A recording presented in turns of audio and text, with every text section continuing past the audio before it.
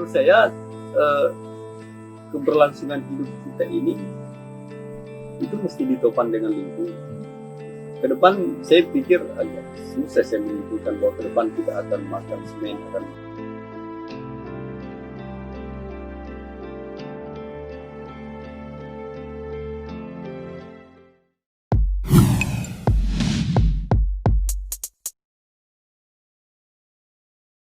Oke. Halo Kak, Halo, Rizka. Iwan. Cical. Apa kabar Kak? Sehat. Oh. Sehat. Ini Kak, kami dari media lingkungan. Iya. Kan tadi beberapa hari mungkin sudah kontekan tentang janjian mau Iya. ketemuan. Nah, Iya. kali ini kita sudah ditemani sama Iwan Dento, Iya. salah satu tokoh inspiratif bagi kami untuk patut dicontoh perjuangannya bagaimana melawan ini pertambangan. Nah, mungkin ini Kak, pertanyaan kami Kak, apa sih sebenarnya yang melatar belakangi Kakak ini mulai sadar dan peduli terhadap lingkungan ini Kak?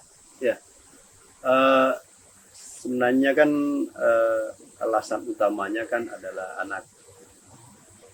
Jadi saya dulu ini adalah pendaki gunung. Oh iya. Ya, saya dulu boleh disebut kolektor sebenarnya. Jadi kolektor puncak lah. Oh iya. Iya. Jadi banyak puncak-puncak yang sudah dikoleksi. Ya, keliling-keliling. Sampai kemudian saya sampai ke kesimpulan bahwa ternyata identitas saya sebagai seorang pendaki itu ada pada gunungnya, bukan pada fasilitasnya, bukan pada carrier, sepatu dan sebagainya, tapi pada objeknya. Dan saya akan tetap disebut pendaki kalau masih ada satu gunung yang tersisa. Ya betul Kak. Ya kan? Artinya kalau sudah tidak ada gunung, ya saya mau teriak-teriak saya pendaki juga orang tidak akan mengakui. Karena itu satu-satunya alasan orang naik gunung kan karena ada gunung. Bukan karena peralatan atau Bukan. perlengkapan yang digunakan. Bukan. Saya berpikir bahwa kalau semua orang naik gunung, lalu kemudian siapa yang akan berpikir gunung itu tetap ada. Yang kedua, arahnya sekarang cenderungan kita bukan lagi menikmati gunung atau mendaki gunung, tapi lebih sudah mulai ke arah mengeksploitasi gunung sebenarnya Iya Kak. dalam bentuk yang masif dan cukup banyak. Iya. Alasan kedua yang sangat kuat kan sebenarnya adalah anak-anak saya. Jadi dulu waktu kecil, anak saya yang pertama itu umur 2 tahun sudah saya bawa ke gunung. Bahkan yang si bungsu ini umur 6 bulan sudah saya bawa ke gunung. Ya, Masih muda. tetapi itu juga menjadi motivasi saya karena saya khawatir nanti ke depan anak-anak saya akan bertanya ke saya tentang gunung. Di mana gunung itu pernah ada dan saya tidak melakukan apa-apa ketika saya menjadi seorang pendaki gunung. Nah, karena itu kalaupun misalnya saya tidak mampu menyelamatkan semua, tetapi paling tidak saya punya alasan, punya cerita ke anak-anak saya bahwa saya sudah melakukan segala upaya saya. Kemudian tersisa 1 atau setengah, ya bagi saya tidak ada masalah. Tapi ya paling tidak sudah ada yang saya bisa ceritakan dan ada usaha ada usaha. Betul. Dan sampai hari ini anak-anak saya melihat usaha itu karena anak pertama dan kedua saya kan sudah mulai mengerti sebenarnya kegiatan saya. Dan itu yang paling kuat sebenarnya motivasi saya. Jadi masa depan anak ini ya Kak. Iya, jadi Paling utama karena dalam ancaman lingkungan ini dan melihat akan bagaimana anak Kakak ini nanti ke depannya. Iya. Lihat. Jadi anak saya sebenarnya juga saya tidak mau mengeksklusifkan ya. Saya juga tidak mau arogan. Jadi anak saya representasikan sebagai generasi sebenarnya, generasi yang akan datang. Ya, tetapi kan yang mendekatkan hubungan itu adalah saya dan anak saya. Tetapi anak saya adalah representasi generasi yang akan datang sebenarnya. Harapannya sebenarnya adalah setiap orang-orang tua yang hari ini pendaki, ya paling tidak juga berpikir sama untuk anak-anaknya. Ya. Kan ini Kak, kan kita memang asli sini berarti dari dulu sebelum masuknya tambang berarti memang kita betul-betul lihat kawasan Rambang-Rambang ini dulunya seperti apa. Dan saya baca-baca juga di beritanya toh Kak, ini pertambangan kan dia masuk dengan iming-iming untuk bakalan menambah ekonominya masyarakat Betul. karena bakalan banyak menarik tenaga kerja di situ. Betul. Dan yang mau saya tanya, kenapa bisa kita lebih memilih melakukan ekonomi tandingan dengan wisata ini, Kak? Ya. Nah, menarik sebenarnya karena di semua tempat iming-iming tambang itu korporasi adalah pekerjaan, lapangan pekerjaan. Yang kedua infrastruktur. Iya. Saya kalau masuk saya akan bikin jalan, bikin jembatan. Saya kalau masuk akan menyerap tenaga kerja sekian dan sekian. Ya mereka menganggap seolah-olah kita tidak mampu menciptakan lapangan pekerjaan. Ya. Kan? Nah kedua, tambang itu menurut saya adalah kegiatan ekstraktif yang sifatnya sementara. Artinya ketika prosesnya berhenti, maka kita juga sudah kehilangan potensi sebenarnya. Nah, tetapi yang paling penting kan sebenarnya adalah kalau kita bicara di Rambang-Rambang, kalau misalnya kegiatan ekstraksi tambang itu dibiarkan masuk, maka ada dua potensi besar yang menurut saya akan ikut hilang. Ada dua potensi ya Kak? Iya. Yang pertama, kami akan berpotensi kehilangan sumber kehidupan. Kita akan kehilangan sumber air, ya kita akan kehilangan satwa-satwa, pohon-pohon yang akan bermanfaat. Biodiversity ya Kak, hayatinya. Kultur juga tidak akan hilang. Itu yang paling penting sih Kan? sebenarnya. Nah, yang kedua, kita akan kehilangan identitas budaya. Karena akan ada perubahan, pertama kita akan kehilangan ruang, di mana budaya membutuhkan ruang untuk berkembang. Yang kedua, kita akan kehilangan budaya karena pola hidup masyarakat akan berubah. Akan berubah drastis. Ya. Peradaban bisa hilang. Ya, dan kita akan kehilangan dua hal besar ini menurut saya. Iya. Ya. Oh jadi sekarang Kak itu tadi ada dua ancaman ini Kak. Iya. Nah untuk aktivitas sekarang ini Kak untuk mencegah kehilangan dua ini. Ya. Kan kapan saja bisa ada ekspansi tambang Ya. masuk dalam sini Kak. Ya. Mungkin tadi kars-kars ramang-ramang Maros Pangkep bisa saja hilang kapan saja. Ya. Apalagi tadi mobil truk pengangkut semen, Ya. marmer dan segala macamnya tiap hari pun masih Nah. lalu lalang. Nah, jadi itu menjadi sebagai ancaman menurut saya Pak. Ya.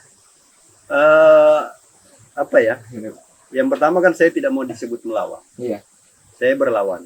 Oh berlawan ya. Ya. Jadi konsekuensi berlawan adalah saya punya konsep tanding. Iya. Nah, salah satunya adalah pariwisata. Iya. Kenapa pariwisata? Pertama, pariwisata mendatangkan orang lebih banyak. Iya.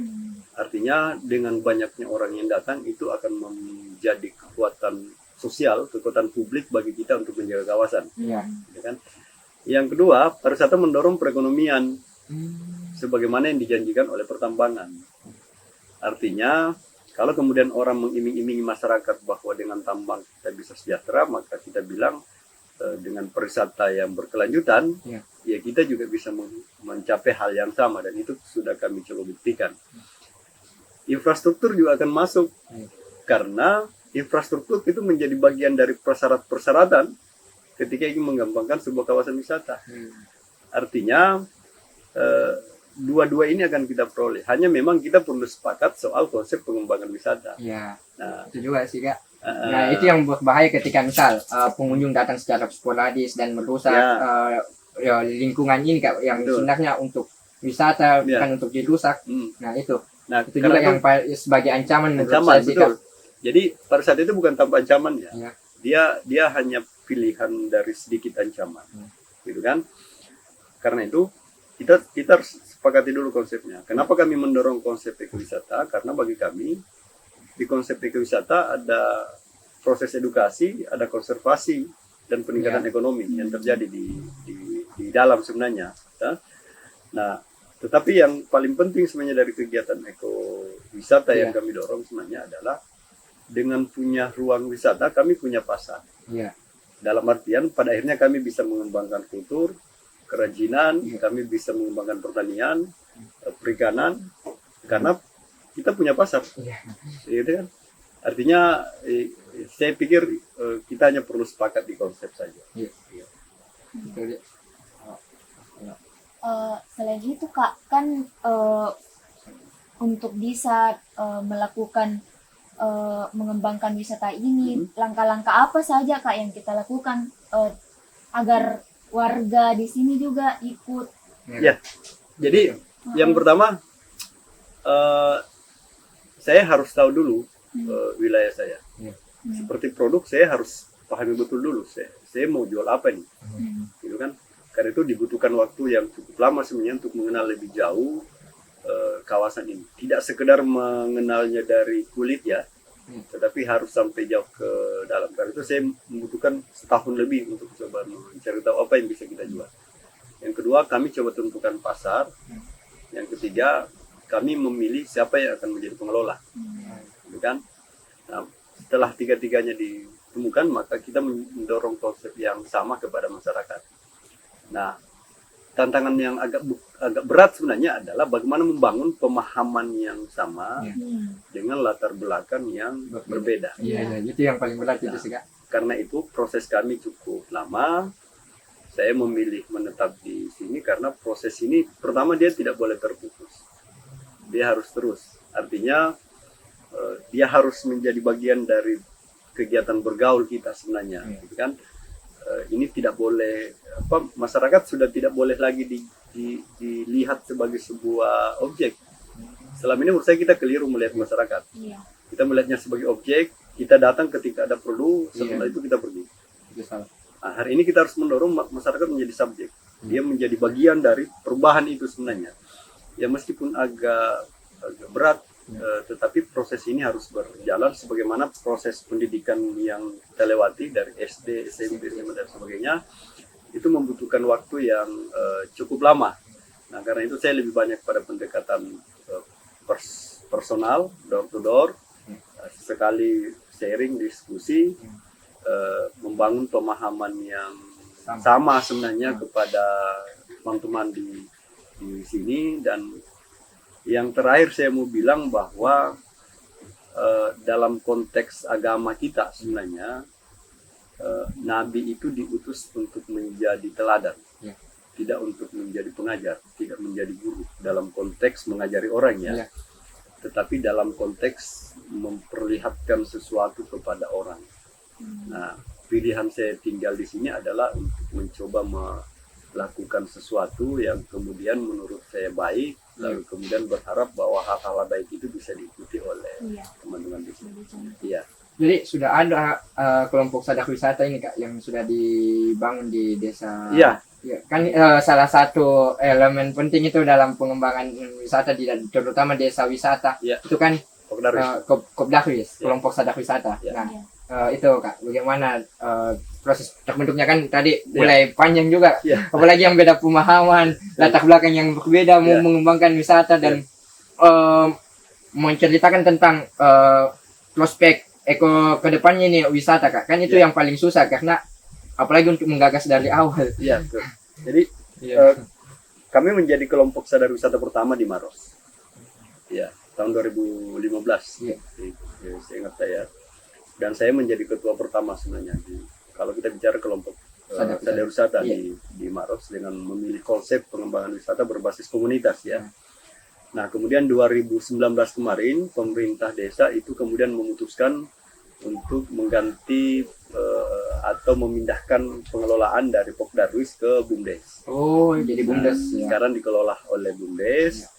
Pokdarwis tetap ada, tetapi lebih pada peningkatan kapasitas sebenarnya, tidak pada hal-hal tidak main di wilayah bisnis. Di periode awal memang hampir seluruhnya dikerjakan oleh Pokdarwis dan karena itu memang agak berat. Nah, sekarang ini sudah mulai dibagi untuk kegiatan bisnisnya atau kegiatan pariwisata itu memang dikelola oleh teman-teman di BUMDes. Pokdarwis tetap ada dan ini sudah generasi ketiga kalau saya kepengurusan yang ketiga. 2019 saya memilih resign, istirahat, kemudian dilanjutkan oleh teman-teman sampai hari ini dan saya lebih banyak berkegiatan di rumah sekarang. Ya. Jadi itu Kak. Ya. Masalah wisatanya. Nah, jadi aktivitas sekarang kan tadi lebih banyak aktivitas di rumah ini Kak. Lagi sibuk apa ini sekarang Kak aktivitasnya? Kalau di sini pertama saya bikin Rumah kedua. Rumah kedua, semacam kedai kopi sih sebenarnya, warung kopi. Tetapi konsepnya lebih ke konsep daya pulih ya, lebih banyak main di produk-produk lokal. Kedua, saya coba bikin komunitas pengembangan kapasitas untuk teman-teman. Misalnya kemarin teman-teman bikin kelompok komunitas anak sungai. Iya. Nah, komunitas anak sungai ini yang kemudian menurunkan beberapa program kelompok-kelompok kecil, misalnya ada kelas belajar tayo, ada kelas belajar bintang kecil, ada kelas tematik, ada juga kelas kerajinan, kemudian misalnya akan dibuka kelas bahasa daerah sebenarnya. Nah, kemudian beberapa kegiatan pengelolaan sampah juga dilakukan oleh teman-teman. Terakhir kita membentuk kelompok perempuan tani. Ya, kelompok perempuan tani untuk pemanfaatan pekarangan sebenarnya. Kemudian ada kegiatan-kegiatan pengendalian sampah plastik. Ya, itu masih jalan sampai sekarang. Proses belajar juga masih jalan. Jadi ini yang komunitas anak sungai, sasarannya itu anak-anak, perempuan juga. Ya. Jadi ya bagi saya sebenarnya lembaga itu hanya Wadah. hanya wadah saja. Alat berjejaring sih sebenarnya. Substansi dari lembaga komunitas menurut saya adalah apa yang dilakukan di dalam. Nah, bagi saya komunitas anak sungai hanya rumah yang bisa mengikat kegiatan teman-teman yang lain. Kami juga tidak terlalu kaku dalam format lembaga komunitas, dan tidak terlalu. Intinya yang substansi dari kami adalah kami mendorong kegiatan bersama saja sebenarnya. Iya. Jadi itu Jadi yang kayak itu Kak, kita buat komunitas, terus ada konsep-konsepnya, jadi masyarakat yang tertarik sendiri melihat konsep itu bakalan datang sendiri Iya, ke sini. iya. jadi Kak ya, mendorong partisipasi masyarakat Betul. ini. Iya. Itu yang paling penting ya Pak. Ya, Sebenarnya dalam itu melakukan aktivitas-aktivitas. tapi dalam depan. terpenting sebenarnya dari sebuah lembaga komunitas itu menurut saya adalah seberapa mampu dia berjejaring. Iya. Membangun relasi, membangun kawan sebenarnya. Itu yang paling penting karena kami harus akui bahwa posisi kami, lokasi kami agak terpencil, jauh dari akses. Iya. Karena itu dibutuhkan kekuatan jaringan untuk bisa menerobos keluar sebenarnya. Ya biar bagaimana kegiatan kami butuh fasilitas, butuh support, butuh apa, dan ya, itu harus diupayakan sebenarnya. Iya, harus diupayakan. Kak lagi kan dengan membuka Rambang-Rambang ini sebagai tempat wisata, tidak dipungkiri bakalan banyak dampak-dampak negatif lain seperti sampah. Oke. Jadi bagaimana Kak cara mengelolanya itu, bagaimana cara mengantisipasi itu, dan bagaimana cara penanggulangan itu, karena itu kan bukan sesuatu hal yang bisa dihindari dengan menjadikan tempat ini sebagai tempat wisata. Ya, jadi ya yang pertama mungkin cara kita melihat sampah yang harus didorong. Ya. Yang pertama kita melihat sampah itu kan sebagai sesuatu yang berguna, yang tidak berguna. Iya. Nah karena itu yang kami coba dorong adalah bagaimana kita melihat sampah itu menjadi sesuatu yang punya arti, kalau perlu punya harga, punya nilai sebenarnya. Misalnya kami membuat program pengendalian sampah dalam bentuk gerakan menimbang sampah atau gerakan cicil sampah atau kemudian kelas ekobrik, membuat ekobrik. Ekobrik ini Kak, sudah banyak kerajinan. Ya, dinding-dindingnya. Dan yang kedua kan sebenarnya adalah bagaimana mendekatkan ketergantungan masyarakat terhadap kawasan, bahwa mendorong pemahaman misalnya bahwa bersih sampah itu menjadi tolak ukur nilai jual ke orang-orang. Nah, karena itu ketika masyarakat sudah bisa memahami itu, saya pikir tingkat partisipasi juga akan meningkat. Saya mau bilang tidak ada hal yang tidak beresiko sebenarnya, tetapi saya juga tidak mau katakan bahwa Rambang-Rambang tidak ada sampah, bukan. Hari ini juga masih ada, masih banyak sampah yang tersebar di mana-mana, tapi paling tidak kami memperlihatkan ke orang bahwa ada upaya yang dilakukan oleh teman-teman untuk melakukan pengendalian, dan proses pengendalian ini itu dilakukan sangat awal sebenarnya. Malah 1 tahun setelah Pokdarwis itu dibentuk, Iya. kami sudah membuat gerakan-gerakan pengendalian sampah, dan itu jalan sampai hari ini. Berarti itu tadi Kak, cara pengolahannya itu dengan melihat bahwa sampah ini bukanlah sesuatu yang tidak berguna, Ya. tapi dengan didaur ulang dia Ya. ternyata bisa menjadi sesuatu yang berguna, Ya. seperti yang kita bilang tadi dengan Publik, eco-bricks. ya, Dia bisa dimanfaatkan. Saya Ya. lihat juga tadi dinding, dinding-dindingnya pagar, rumah kedua ini terbuat dari eco-brick nih ya, Kak. bisa. Mungkin ini ya Kak, kerajinan-kerajinannya. Ya, jadi kan itu tadi yang dari sekolah Tayo dan Ya. sama sungai. jadi apa kecenderungan kita hari ini kan adalah konsumtif ya, sedikit beli. Nah, itu. Nah, sekarang yang harus kita Adalah dorong adalah konsumtif. ya, bagaimana caranya supaya sedikit-sedikit kita bikin. Ya, karena kan memang zamannya. Iya. Memang zamannya. Artinya tidak bisa dipungkiri, makanan saja hari ini sudah bisa dipesan dari rumah. Iya. Iya kan? Sementara kebiasaan kita dulu adalah memasak. Iya. Coba bayangkan gitu. Tapi ya ini perubahan zaman, perubahan hidup yang tidak boleh ada yang disalahkan kalau menurut saya. Ya, masing-masing orang akan memilih jalannya. Termasuk saya misalnya ketika saya memilih jalan saya. Iya. Iya.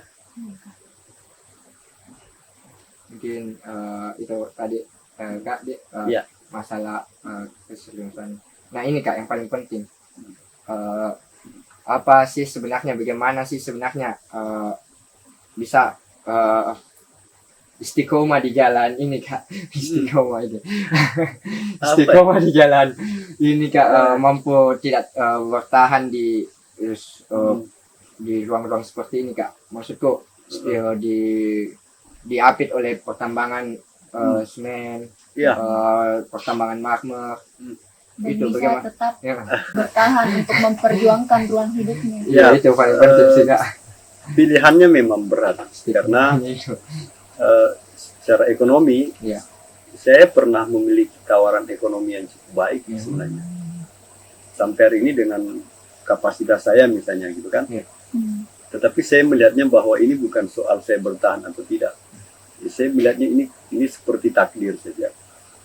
Bahwa kalau kata Niki Ardila, ini sandiwara. Sandiwara. Dan saya ditunjuk di peran ini. Karena itu menurut saya yang menjaga konsistensi saya bukan saya. Ada Tuhan mungkin yang akan menjaga itu. Ya saya juga agak bingung kenapa kemudian saya nyaman saja di kondisi saya hari ini. Secara ekonomi mungkin saya bisa punya peluang yang lebih besar di luar sana. Nah, tapi kalau mau dialasankan sebenarnya saya mau kembali ke tadi bahwa satu-satunya hal yang membuat saya bertahan adalah anak-anak saya. Iya, Anak ya Kak. iya sebenarnya. Ya, ini seperti Memang sih. takdir saja bahwa Tuhan mungkin sudah menggariskan ini. Kenapa saya bilang ini takdir? Kalau dilihat dari latar belakang pendidikan dan pekerjaan saya, kegiatan saya sebelumnya itu sangat tidak connect dengan kegiatan saya hari ini. Ya, tapi jalan Tuhan ke sini ya. Ya, sudah ditakdirkan. Iya. Kak. Dan itu. Iya. Bahwa ternyata ada hal yang lebih penting dari ekonomi ternyata. Ya, menurut saya Mempertahankan ruang hidup, Iya. mempertahankan lingkungan yang dulunya sudah Iya. ada, yang memberikan penghidupan ke Iya. kita itu ternyata lebih penting. Dan mempertahankan masa depan iya karena kan generasi Ya. selanjutnya. menurut saya keberlangsungan hidup kita ini itu mesti ditopang dengan lingkungan. Ke depan saya pikir agak susah saya menyimpulkan bahwa ke depan kita akan makan semen, akan makan Makan semen. ya. Pada akhirnya kita akan tetap makan dari sesuatu yang berasal dari alam, gitu kan? Nah, sekarang kan perebutannya memang agak berat ya. Saya juga tidak pernah bermimpi untuk bisa menyelamatkan banyak hal, tidak. Saya paling tidak, saya hanya ingin memperlihatkan ke orang bahwa saya punya sikap. Ini bukan soal banyak atau sedikit, bahwa ya saya memilih di sini dan ini kita tidak bicara ekonomi. Saya bicara nyaman. Secara ekonomi mungkin banyak teman-teman saya hari ini di Rambang-Rambang yang secara ekonomi jauh lebih mapan dari saya. Tetapi saya mau bilang belum tentu lebih nyaman dari saya. Di luar sana mungkin banyak orang, teman-teman saya atau kerabat saya yang jauh lebih mapan secara ekonomi. Tapi saya mau bilang belum tentu mereka lebih nyaman dari saya. Saya pikir itu substansi. Itu substansinya Iya. Kak. Jadi itu tadi penjelasan ngobrol-ngobrol singkat dengan Kak Iwan Dento. Itu mungkin bisa menjadi inspirasi bagi kita semua. Jadi gimana Kakak Rizka? Tertarik beristiqomah di jalan ini jalan ninja Kak?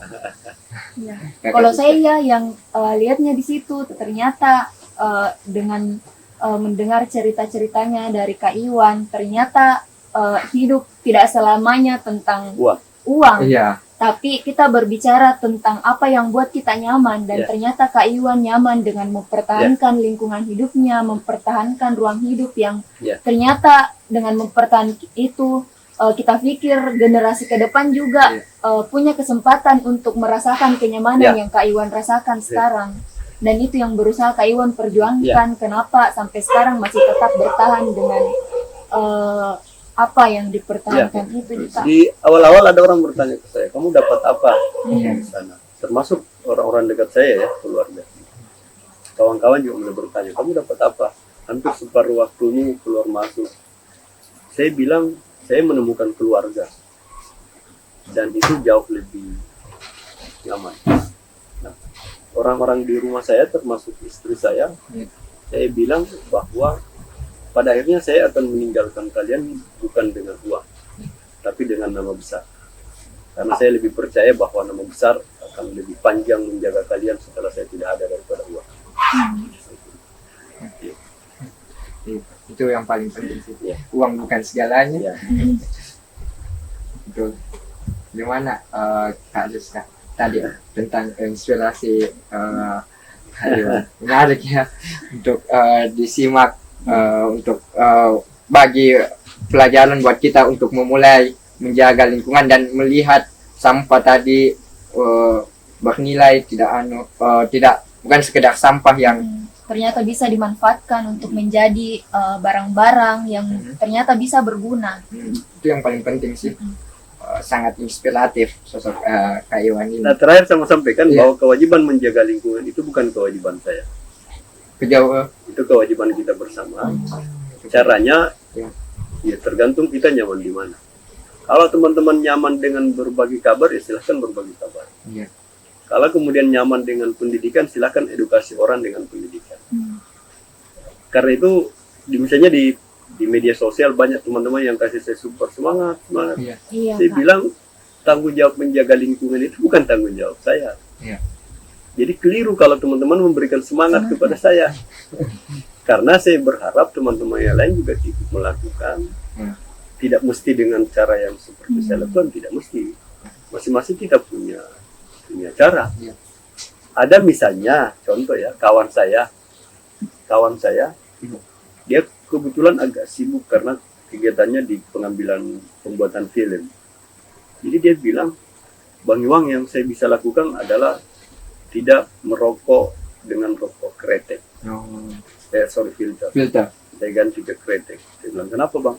Dia bilang, hanya ini yang saya bisa lakukan untuk lingkungan. Dan saya salut karena dia konsisten di situ, meskipun hanya satu hal. Jadi tidak perlu bicara, saya harus punya ini, enggak lah. Intinya dia punya peran penting untuk menjaga lingkungan. Yang penting kita konsisten saja. Oh, iya. Istiqomah itu kan. Iya. Istiqomah di jalan ninja mungkin ya Kak. Kebanyakan orang bilang istiqomah di jalan ninja. Mungkin itu